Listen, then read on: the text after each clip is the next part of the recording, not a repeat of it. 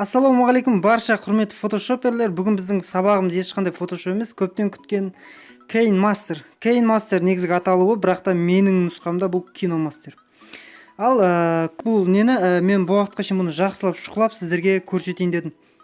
Мен бұл уақытқа шейін түрлі видео монтаждарды шұқылап көргем. Movemaker, MayPay, Viva Video көптеген түрлерін, соның ішінде ең шынында да мастер десе мастер, KinoMaster. Осы сабақ шынында да керемет. Ал осы сабақта мен сіздерге 20 минут бойы толық түсіндірем. Толық әр функциясын жеке-жеке түсіндірем. Біріншіден тура осылай сіздерге ашылады. Неке менің ашып қойған проектілерім сіздерге басынан бастап ашып көрсетемін. Сіздер ашып қойған проектілеріңіз тура осылай сақталып қалады. Неке бірінші басамыз. Ассистент по проекті. Осыны аласыздар. Пустой проект керек емес. Біріншісін аласыздар. Неке үлкен көрсетіліп тұрған. Осы жерге проекттің атын жазамыз. Міндетті емес, бірақ та жазғандарыңыз өзіңізге ыңғайлы. Немесе слайд-шоу деп қойсаңыздар болады. Мен Мико деп жаздым бұл. Неге біріншісіне. Келесі бізде неке өзімізге керекті нені таңдаймыз. Медианың ішіне бірінші қадам бұл медианың ішінде өзімізге керекті видеоны таңдасақ, екінші қадам бізде тема. Яғни қандай тема таңдайсың? Бұл темалар көбінесе слайд-шоуларға ыңғайлы. Мен базовый темасын таңдаймын. Үшінші бізде текст, яғни открытиясында, закрытиясында, окончаниясында қойылатын тексттер. Бұлар қажет емес. Бірден өтіп кетіп фон музыкаға келеміз. Фон музыкадан тура осы жерден таңдаймыз. Бірақ та егер сіздер слайд-шоу емес видео монтаж істейтін болсаңыздар, бұл жерден алмай-ақ қойыңыздар. Мынау қазір платный жағы, бұл арнайы монтажға керекті музыкалар осы жерден тарта аласыздар. Менде қазір интернет сөніп тұр, сол себептен ашылмайды. Дәл осылай бізге рабочий стол ашылады, яғни монтаждың іші ашылады. Енді сіздерге мына қатардан бастап таныстырайын. Көрсетілген қатардан бастап бірінші тұрған ол мінекей. Осы жерден сіздер мінекей плавание, снижение, громкость осыны алып тастасаңыздар, музыка бітіп бара жатқан кезде бірден бітіп қалады. Егер қойып қойсаңыздар, жай видеомен бірге әдемі болып бітеді. Ал мынау бұл астындағы қазір слойлар қойылады, соларды көруге ыңғайлы қылып жасап қойған.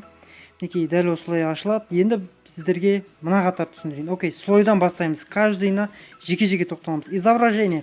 Изображение ашылған кезде тура осылай ашылады. Өзімізге керекті сурет таңдап аламыз. Және де ол осылай тұрады.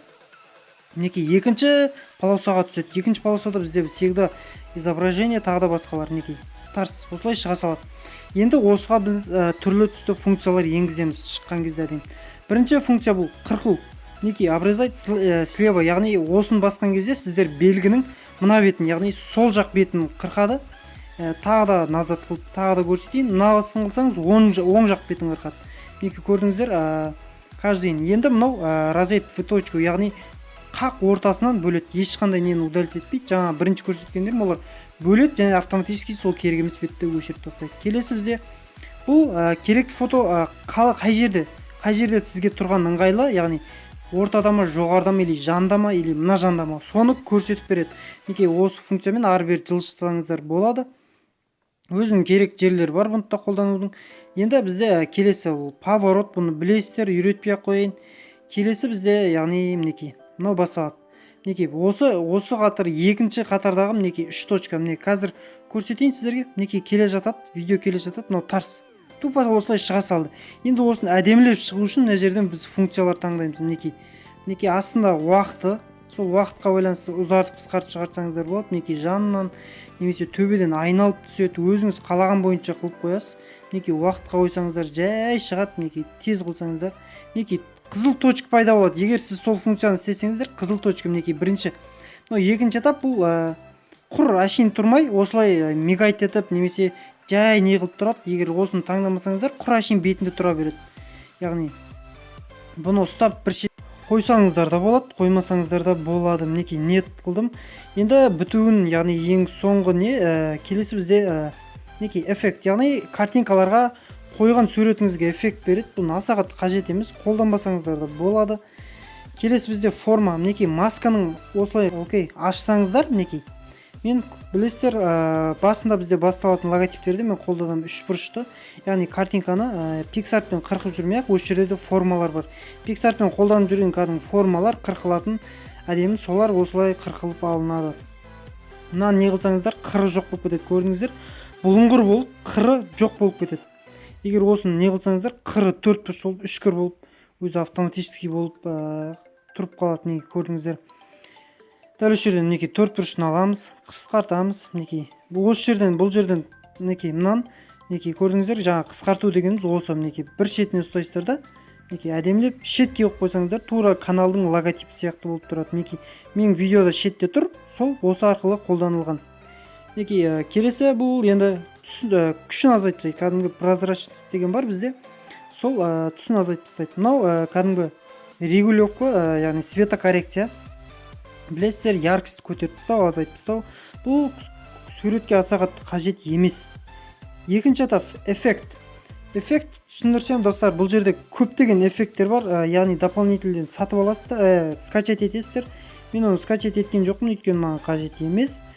Мозайканы көрсетсеңіз, бір білесіздер, сериалдарда, бір нәрселерде бір рекламный Кока-Коланың немесе басқалардың сыртын осылай мозайкалап қояды, яғни тегін жарнама болмасын деп. Мінекей осы түрмен істелінеді, көріп жатсыздар. Бұда да тура сол функциялар, достар, көрдіңіздер.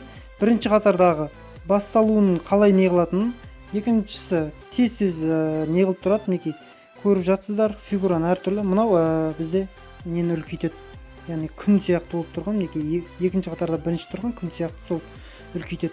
Қалғандар тура сол. Мінекей достар, жай пайда болу жаңа текст, тура сол функциялар қайталанады. Мінекей бұлда да форма, бұда да форма бар. Бұда да яғни қырқу, яғни соның күшін азайтып тастау, тура сол нелер бар. Әрқайсында яғни әр функцияда бір-екі қана өзгешелік бар, қалғандардың бәрі сол бірдей болып табылады. Окей, келесі бізде наложение. Наложение дегеніміз яғни ол стикерлер, кәдімгі наклейкалар. Мінекей осылай, бұл аса қатты бұда керемет стикерлер бар деп айта алмаймын. Дополнительден сатып, яғни скачать етіп алмасаңыздар, осындай. Бұда да бұның функциялары мінекей тура сол. Оң жағын қырып тастау, тіке ортадан бөліп алу. Удалить ете салайық. Бұда аса қатты түсінік. Енді бізде текст шамалы текст, яғни қазір бір Мико деп жазып көрейін. Мико деп жазайын қазір, тоқтаңыздар. Окей, Мико деп жаздым. Енді осы жерден түсіндіретін заттар бар. Қазір бізде тейін, автоматически тейін қосылып тұр, байқасаңыздар. Бұл енді видеоның басында жаңа көрдіңіздер. Бұда да функция бар. Текст қалай бірінші пайда болады. Әшейін жаңағындай шыға салмай, тура бұнтта жөндейсіздер. Автоматически жай жоқ болып кетеді. дегенге кірсеңіздер, тексттің шрифттерін ауыстырасыздар. Мінекей шрифттерді бұнтта скачать етіп аласыздар, бесплатно бұның бәрі. Мінекей дәл осы әшейін таңдай салайын. Мінекей қазір осыны бір сәндеп көрейік осы жерден. Мінекей прозрачность азайтайық, тура бір недек сияқты тағы да. Мінекей прозрачнысын азайтып үлкейткен кезде бір әдем болады. Тейінді өшіріп тастай салыңыздар, көріп жатсыздар артында тейінде. Мінекей тейінді өшірсеңіздер де болады, мінекей қайтып қосып қойсаңыздар да болады. Бұда автоматически өзінің тейіні бар. Окей, мына жерден түсті таңдайсыздар, түс көрініп тұрсыздар. Қайшы, бұл жерде түспен тек қана деген ерекшеліктер бар, қалған функциялардың бәрі сол бір функция. Мінекей қазір көрейік. Окей, мінекей жоғарыдан шықты, жоғары. Мінекей жоқ болып кетуі енді, жай жоқ болып кетеді. Көрдіңіздер, мінекей екі қызыл точка тұр, пайда болуымен жоқ болуында. Келесі бізде рисовать, яғни рисовать дей берейік. Рисунктар, мінекей өзіміздің керек жерді білесіздер, мен монтаж жасаған кезде үнемі осындай қызылмен көрсетіп жүрем. Мінекей осы функциямен орындалады. Бұның енді пайда болуы сәл өзгешелік. Мінекей осыны басқан кезде тура бір сызған сияқты болып көрсетіледі. Бұның енді пайда болуы сәл өзгешелік. Пайда қазір видеомен көрсете салайын. Окей. Мінекей келе атады. Окей. Мінекей сырт сызып көрсетеді. Қайтып өзі жоқ болып кетеді. Бұны енді мінекей қазір көрсете салайық. Окей, ананы бассаңыздар автоматически өшіп кетеді. Мінекей қайтып бояуға қойып алайық. Қазір бояуға қойып алдық. Қалған мінекей фигуралар бар. Төрт бұрышты, бұлыңғыр, әртүрлі. Бұны әртүрлі мақсатта пайдалансаңыздар болады. Кәдімгі өздеріңіз көріп жүрген монтаждағы сияқты. Мінекей X, мінекей түрлі, мінекей мынаны жуандатасыздар. Ең астында үлкен доптамалық аппақ болып тұрған, яғни оның жуандығын көрсетеді. Мінекей қазір тез көрсетейін. Мінекей қоясыздар, бастасыз. Бірінші функция басталуын, қалай басталынатын көрсетеді. Окей. Екінші функция соның аяқталуын көрсетеді. Мінекей қалай аяқталынады. Көрдіңіздер ғой, жақсылап түсініп алыңыздар. Өте негізі қарапайым. Бірақ мен бұны KineMaster толық меңгеруіме бір аптадай уақыт кетті. бір аптадай әр монтажды былай шұқылап, негізінен 1 сағаттың ішінде толық үйренген, бірақ та мынандай функцияларын кейін обновлениядан кейін пайда болғанға кейін 1 аптаның көлемінде уақыт кетті. Яғни новый функцияларын үйренуге ато өзің үшін 1 сағатта үйренген. Бір видеоны алып монтаждай бердім, түсініп аласыздар. Енді мінекей медиа файлды көрсетейін. Осы жерде фон дегенді көрдіңіздер, жаңа бұның дайын фондары бар. Мінекей ортасына салып жібересіздер. Оны бізде слойдан кейін медиа браузер деген сол жерден пайда болып отыр. 4 бұрышты ақты бассаңыздар, переход, яғни бір видеоға ауысқан кездегі переходтар мінекей көрдіңіздер. Осы переход маған ерекше ұнайды. Өзінің уақытын қоясыздар. Мейлі мен 3-тен өткізе қояйын. Бұл жарты видеоңызды переходқа қанша уақыт көп алсаңыз, видеоның соңғы жағын жеп қояды. Барынша аз уақыт қоя беріңіздер. Мінекей шық осылай айналып келіп тарс қойылады. Қойылған кезде бұл жерге текст жазып жібересіздер. Енді достар, бұл жай ғана сіздерге толық функциясын қазір бірінші видеода толық түсіндіріп шығайын. Келесі видеода мен сіздерге бір монтаж істеп көрсетеміз. Монтаж істеп көреміз. Көріп жатсыздар, мінекей басталуына қоямыз. Басталуы мынандай болсын. Мінекей уақытын қоямыз, немесе қазір басқасына АА дегенді бассаңыздар, текст ауыстыратын жер, ұмытып кетпеңіздер. Мінекей қоямыз. Окей. Осылай келеді. Бұның күшін шамалы азайтып жіберсеңіздер де болады. Яғни сәйкес келмей жатса, шамалы азайтып жіберіңіздер. Енді бұны удалить етіп жібере салайық. Мінекей мына жағына да түрлі нелер бар. Мінекей түрлі переходтар өте көп. Өзіңіз қалағаныңыз таңдап қоя бересіздер. Бір үстін бұрып, оны птичканы көрдіңіздер, соны басқан кезде қойылады. Егер қойылмаса, қайтып аппақ болып тұрады. Мінекей мынандай переходтар бар. Яғни текстовый переход деген бар. Переходтан бір видеодан бір видеоға ауысқан кезде текстпен ауысады. Яғни мен біздің фотошоперлердің жұмысы деп мен салам, сол кезде осы функция орындалады. Мінекей қазір көрсетейін. Окей. Птичканы басқан кезде функция жабылады. Мінекей осылай ашылады да келесі видео көрінеді. Мінекей қазір көрсетейін сіздерге. Осы переходтағы текстті өзгерту, достар, қазір көрсетем. Мінекей қазір үстінен ұрамыз. Окей. Тағы да үстіне кіреміз. Мінекей қазір сол текст басқан. Мінекей кішкентай аны көрдіңіздер ғой, мінекей қазір көрсетейін. Осы а мен текст ауысады. Мінекей осы аны басқан кезде шрифттер, яғни шрифттердің түрлі түске ауысады екен. Келесі бізде музыка. Музыка, мінекей қалаған музыканы таңдайсыз, плюсты басасыз, тыңдап көресіз. Яғни Viva видеодағы сияқты қырқып алынатын автоматически жоқ, бұда бірден қойылады. Мінекей қазір дауысын қатты шығарайын. Окей, тыңдап көрейік. Окей, мінекей дауысын шығып көрді. Енді дауыс өзгертетін, көбісіне қызық, қалай дауыс өзгертетін. Мына жерде Брундикей бар. Соңын қойып Брундикей. Дәл осылай осы жермен видео музыканы өзгерте бересіздер. Қазір сіздерге тағы да басқа жерді көрсетем. Келесі бізде функция мінекей мынау. Бұл мысалға бір видеоларда білесіздер, адам музыка ойнап келе жатады да, адам сөйлеген кезде музыка бәсеңдеп қалады. Адам сөйлеп біткесін қайта көтеріледі. Енді осы жерде мінекей точка қойып аласыздар, точка қойылып 100%-дан азайтқан кезде уровень түседі. Сәл жүргізесіздер, кішкене жүргізгесін, яғни адам сөйлеп біткесін қайтып сол жерге тоқтатасыздар да, тағы плюс басасыздар да, қайтып видеоны көтересіздер. Сол тыңдап көрейік.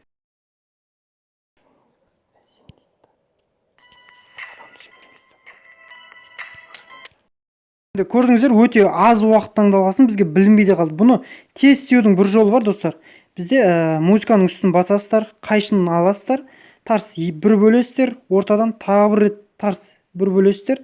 Болды. Ортада осыны аласыздар да, жоғарыдағы громкостьті азайтып тастайсыздар. Яғни адам сөйлеген тұстағы музыканы осылай қырқып азайтып тастайсыздар.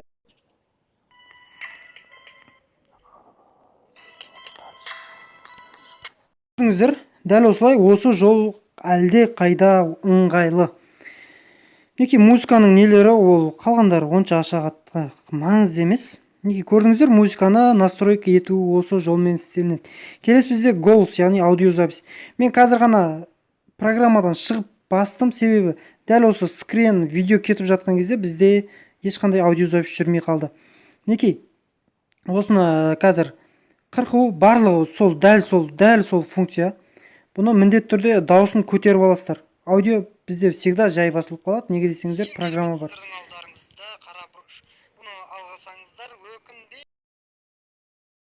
тыңдап алдық. Дәл осылай голосты осы жерден басасыздар, жаңа диктофон сөйлетіп тұрған. Енді бұны осы дауысты өзгертудің бір түрі бар. Мінекей громкостьтан кейін бізде функцияға кіресіздер. Екінші функцияға кірген кезде барлығы көрсетіп тұр. Брундук робот дейді. Қазір тыңдап көрейік.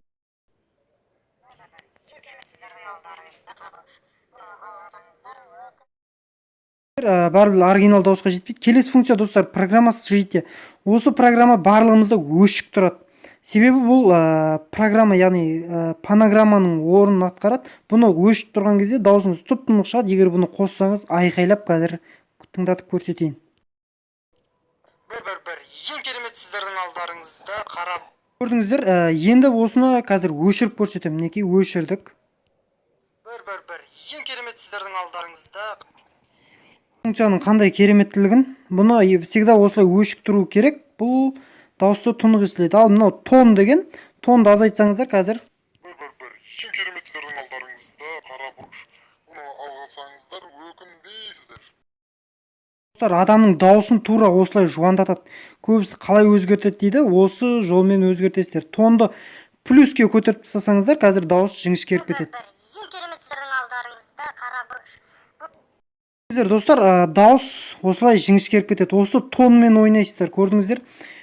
Дауыс шығаратынға кіресіздер, тон, яғни соны көтеріп азайтқан кезде. Қалған функциялар дәл осы жаңағы плюс достар көрсеткен. Ешқандай өзгерістер болмайды бұл жерде де. Дәл осындай, мінекей, бұл жерде сіздерге толық түсіндіріп өттім. Енді видеоның өзіне келсек достар, мінекей, дәл осындай. Бұл жерде екі бір новый функция қосылады. Извеличить аудио және де разрезать и вставить стоп кадр дейді. Стоп кадр дегеніміз қазір дәл осы стоп, осы жерде стоп класстарда осын басқан кезде дәл осы кадр бізге видео жүріп келе жатады да өзінің белгілі уақытында скриншот қылып автомат түрде. Мінекей, дәл осылай, окей, тоқтады. Мінекей, тура осылай тоқтап тұрып қалады. Көрдіңіздер, бұл функцияның кереметтілігін бір видео монтаждарда қолданып жатады, секіріп бара жатып стоп кадр, яғни спортшылардың түрлерін түсіріп қалады. Екінші бізде извеличить аудио. Дәл осыны бассаңыздар, яғни бұның дауысын бөліп алады видеодан, бұның оригинал дауысын бөліп алады. Яғни бір монтаждарда, яғни бір футболистердің переводтарын бөліп алып, басқа неге қойсаңыздар болады осылай. Сөйлегендерін осылай өзіңізге бөліп алсаңыздар болады. Қалғандары осылай оңға солға қырқу, ортасынан бөлу, дәл осыны басқа өзгерістер жоқ. Енді екінші бір новый функция бұл жерде, яғни мынаны жақындату. Теңді басып қойсаңыздар, екеуі бірдей қозғалады, ал теңді алып тастасаңыздар, екеуі екі түрлі болады. Бірінші тұрған, яғни видеоның басы, екінші тұрған аяғы. Мінекей, біреуін алыстатып қойсаңыздар, видео біткенше видео осылай өзінен өзі алыстай береді. Яғни мына жерде ондай қатты білінбейді, себебі видео бізде қозғалып тұр. Фотоға істесеңіздер бұл керемет болады. Тура экранға жақындап келе жатқан сияқты болады. Осыны всегда турлап жүріңіздер. Мінекей, қазір мынаны алып тастасаңыздар, қайтып оригинал звук қайтып келеді. Мынаны өшіріп тастасаңыздар болады. Яғни громкостьқа кіріп, жаңағы не болып тұрады, үстінен не қылсаңыздар. Қалған программасы жете, қалған бәрі сол. Тон, қалған бәрі сол, достар, өзгермейді. Келесі бізде эффект базовый название. Осы жерде бір керемет нелер, субтитрлар, яғни титрлар, субтитрлар дегеніз. Микропро деп жазып көрсетейін қазір сіздерге. Мінекей, Микропро. Дәл осылай жібереміз, жіберген кезде тура осылай пайда болады, әдемі болып. Осылай жаза бересіздер, яғни ол келесі бізде видеоны басқан кезде қайшының астындағы эффекттен шығып отыр. Эффект базовый название. Яғни осы жерден шығады. Бұл жерде түрлі түсті нелер бар достар, өте көп. Поэма дейсіз ба, яғни басын қызыл қылып қою, түрлі нелер бар. Өзіңіздің турлап, тартып, қысқартып өзіңіз жөндей бересіздер, қырқып жөндейсіздер. Видеоның үстінен басып тұрсаңыздар, ары бері жылжиды видеолар. Сол жары нәрселерді айтамын деп ұмытып баратырмын. Келесі бізде тағы да мінекей. Мынау тура бір рөлдерде деген сияқты былай жұлып шығады. Осы функцияны орындайды бұл. Мінекей, большой өте көп достар. Біреулер осы киномастердің, яғни значок жоқ түрін басып жатады. Ол соткілеріңізге зиян достар. Баспай қойыңыздар, себебі ол функцияда мына функциялардың біреуі де жоқ, шыны керек. Бұл функциялар, яғни ода магазин жоқ, яғни сатып алатын жер жоқ, скачать етіп. Мына функциялар ода жоқ. Жай ғана мен Ол функцияны басам, мен жай ғана бұл киномастерді қырқып турлауға ғана пайдаланам. Мынандай эффекттер маған аса қатты қызық емес, бір видеоларға пайдаланбасам менің сабақтарыма. Келесі ускорение видео.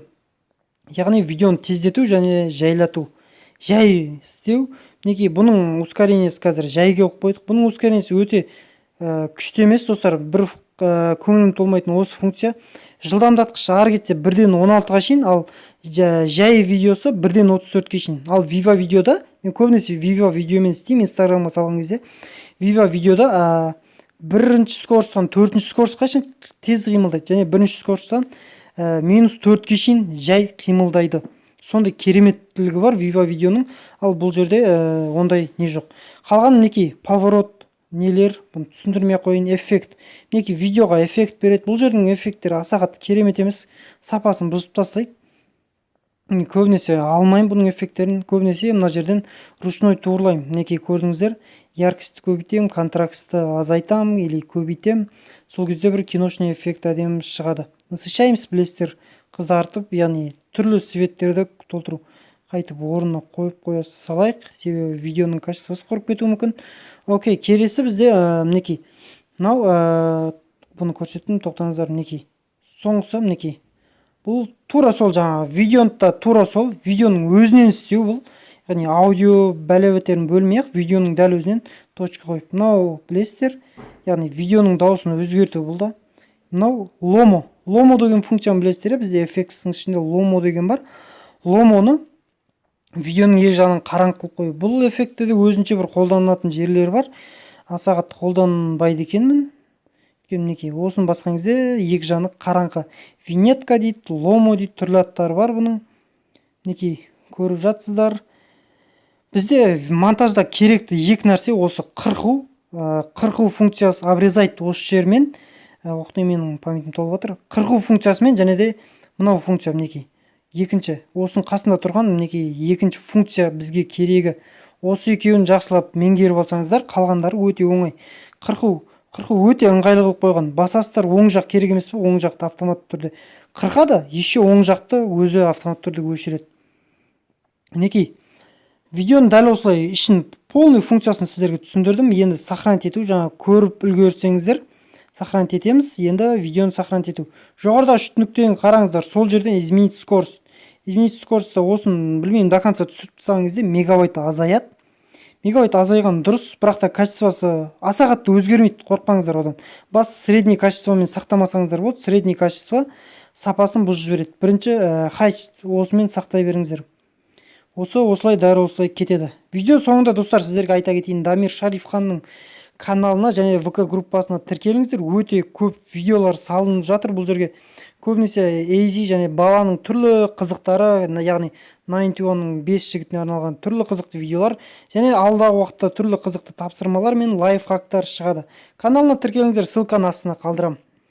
Мінекей, киномастер бізде әлі сохранить етіліп жатыр. Дәл осылай сохранить етіледі, мүмкін ұзақ уақытыңызды алуы мүмкін. Сіздерге ұнады деген ойдамын достар. Көмегің тисе үлкен қуаныштымын. Сау саламатта болыңыздар.